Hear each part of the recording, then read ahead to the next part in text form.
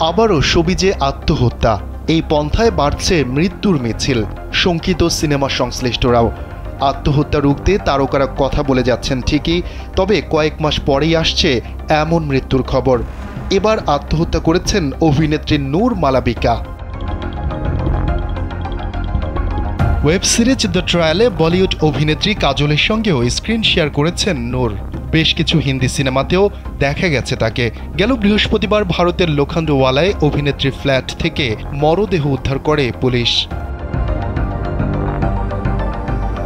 প্রাথমিক তদন্তে অভিনেত্রীর মৃত্যুকে আত্মহত্যা বলে অনুমান করছে পুলিশ। ফ্ল্যাটের দরজা ভেঙে মালাবিকার মরদেহ উদ্ধার করা হয়। তল্লাশি চালিয়ে অভিনেত্রীর ফ্ল্যাট থেকে মোবাইল ফোন, ওষুধপত্র সহ একটি ডায়েরি উদ্ধার করা হয়েছে। পরিবারের কেউ খোঁজ নেয়নি অভিনেত্রী নূরের।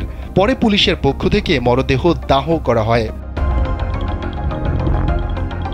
আসামের বাসিন্দা ছিলেন নূর মালাবিকা। তার অভিনীত কিছু ওয়েব সিরিজ হল সিসকিয়ান, ওয়াকম্যান, তিখি চাটনি, জাগন্য উপায়া ইত্যাদি।